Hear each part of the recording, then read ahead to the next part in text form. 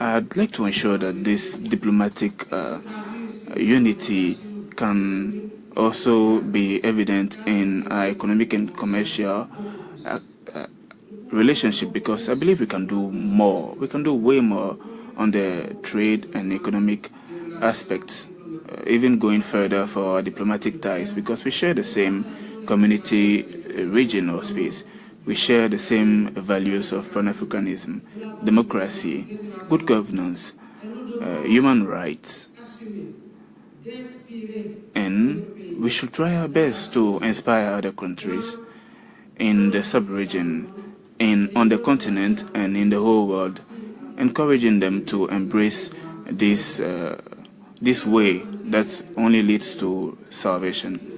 On the trade side, there's a huge potential we can draw on. But, Mr. President, for starters, I'd like to plea for a joint commission to be established. I know that our meetings have been difficult, but I believe we can share a whole lot. We can agree on many things once this commission is established. And I think this commission, based on specific points we identify, will discuss, for instance, on petroleum that we have been able to discover. There's a lot of successes we can leverage on in the oil sector, in defense, on security. So we can bring together our resources to address the issues at hand, both on our side and yours, where you've noted some level of success. I'm really open-minded to this sharing of resources, and I'm also happy that you are working in the same direction. For multilateral cooperation, Mr. President, I am convinced that you are aware of the heavy responsibilities relying on our shoulders to hand ECOWAS in the same state of strength we got it. Or even we can do more. We can go ahead and strengthen the ECOWAS, improve its governance, and provide the means and resources to address issues that are affecting us.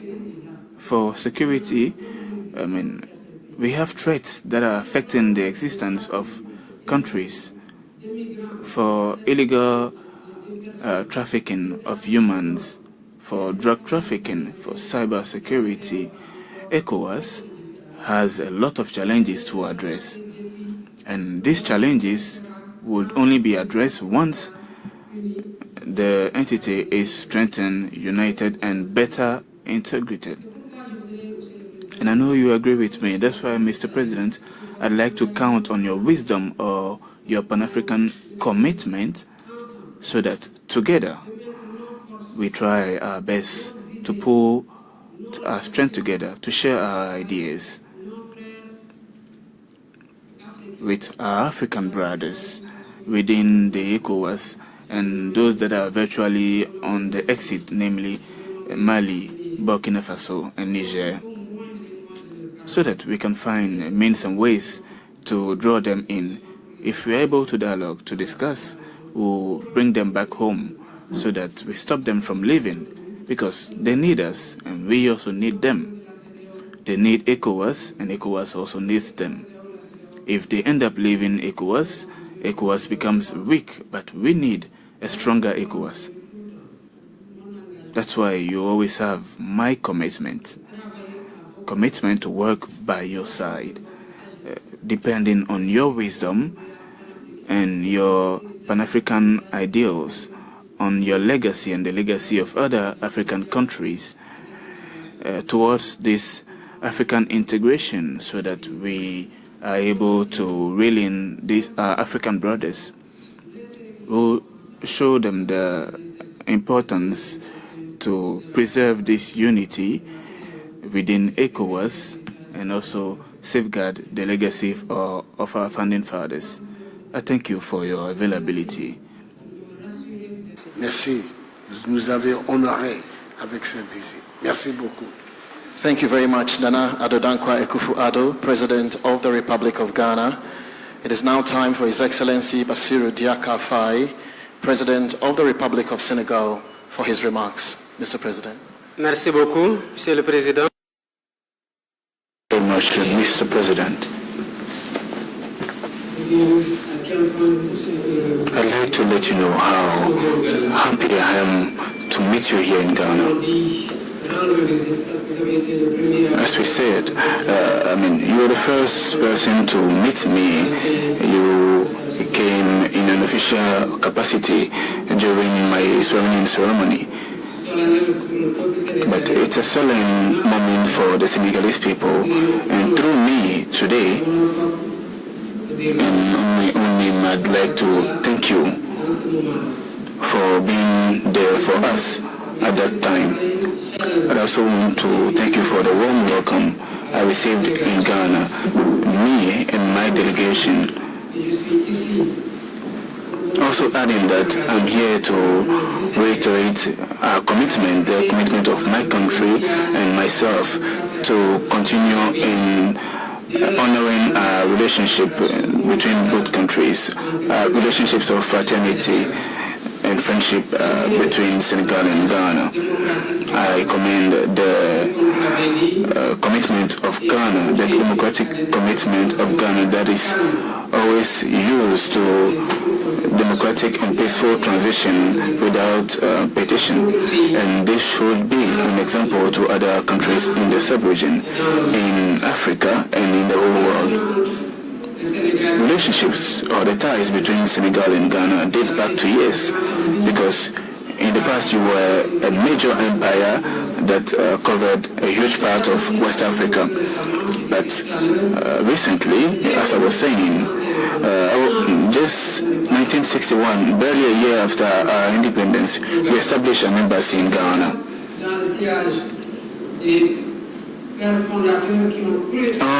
Following the footsteps of our founding fathers that believed in African unity. But today, if you ask every African to name Pan-African leaders, of course you hear Kwame Nkrumah. So the heritage of Ghana, or the legacy of Ghana, it's in good hands. We know that we can count on your support to continue this tradition. For our bilateral relationships, Mr. President, Senegal and Ghana have a long-standing tradition of cooperation, especially in the diplomatic area where we have agreement on sub-regional, regional, and international topics. As you are aware, I went to his inauguration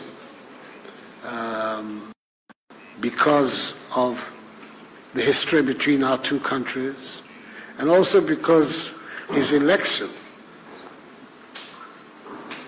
was a source of reassurance to all of us who are interested in the democratic future of our region and of our continent.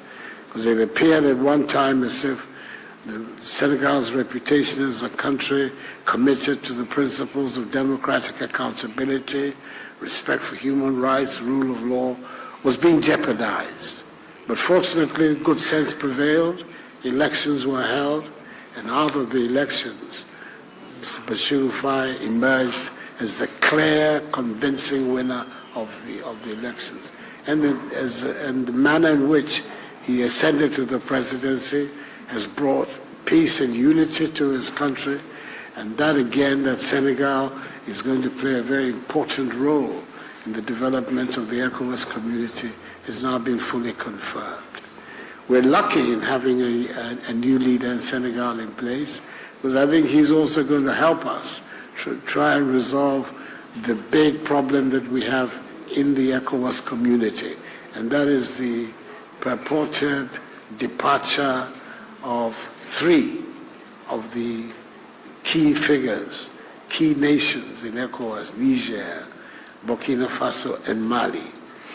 And President Faye is very committed to seeing what he, together with the rest of us, can do to reach out and begin to revive the dialogue that would enable us to extend the hand of friendship and brotherhood to these 3 countries and find a way to bring them back within the ECOWAS community.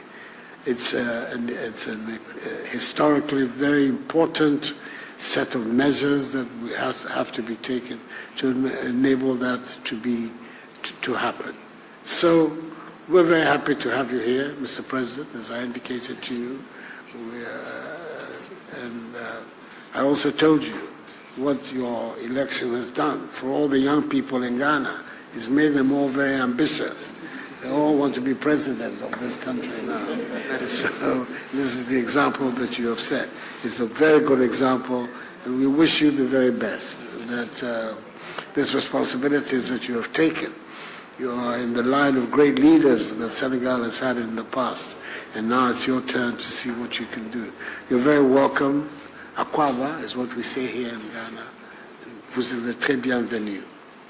So you can see now, step by step, slow but sure, that Africa, we are now starting to share ideas with those who are doing better, who are doing more better in the continent. I know President Kagame, the one of the leader who have shifted Rwanda to the best within 30 years. It's a very long, short time to the development of Rwanda. From where it was, and I think Rwanda was in genocide 30 years ago, but President Kagame, with the cooperation of the civilians, tried to shift Rwanda to the peaceful and cleanest, country in the continent of Africa. So it is not a small job to shift within 30 years.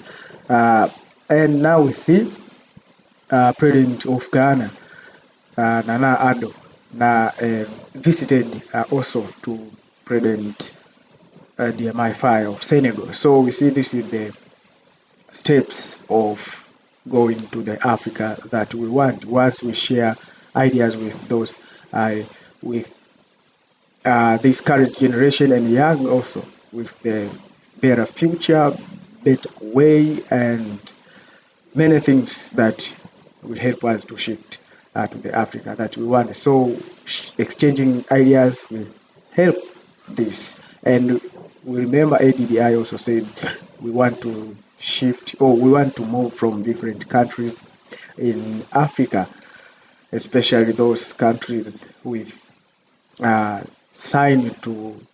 with countries that already shown the sign to liberate its citizens. So it will be easier to liberate the continent, and end of the day will help this to unite Africa, and Africa will have one president. So brothers and sisters, this was just a few. I hope also you get something new on this video. Please let me know in the comment section, and let us share this video to many Africa that who are in diaspora and in the continent of Africa. Thanks for watching, and let us meet on the next video.